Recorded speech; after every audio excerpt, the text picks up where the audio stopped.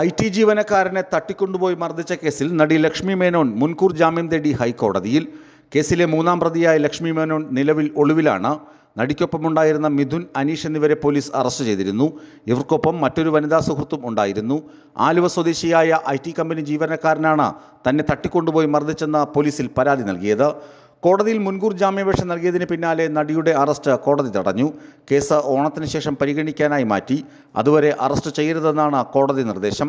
പരാതിക്കാരൻ തന്നെ ബാറിൽ വെച്ച് അസഭ്യം പറയുകയും ലൈംഗികമായി അധിക്ഷേപിക്കുകയും ചെയ്തെന്ന് ലക്ഷ്മി മുൻകൂർ ജാമ്യ ഹർജിയിൽ ആരോപിച്ചു. ബാറിൽ നിന്ന് ഇറങ്ങിയ ശേഷവും പരാതിക്കാരൻ കാറിൽ പിന്തുടർന്നു. ബിയർ കുപ്പി കൊണ്ട് ആക്രമിച്ചുവെന്നും ലക്ഷ്മി മേനോൻ പറയുന്നു. കെട്ടിച്ചമച്ച കഥകളാണ് IT ജീവനക്കാരൻ ഉന്നയിച്ച പരാതിയുടെ ഉള്ളടക്കം. കുറ്റകൃത്യവുമായി തനിക്ക് ബന്ധമില്ല, ഒരു കുറ്റവും ചെയ്തിട്ടില്ലെന്നും ലക്ഷ്മി ഹർജിയിൽ പറയുന്നു. ഞായറാഴ്ച രാത്രി കൊച്ചിയിലെ ബാനർജി റോഡിലുള്ള ബാറിൽ വെച്ചായിരുന്നു തർക്കവും കയ്യാങ്കളിയും.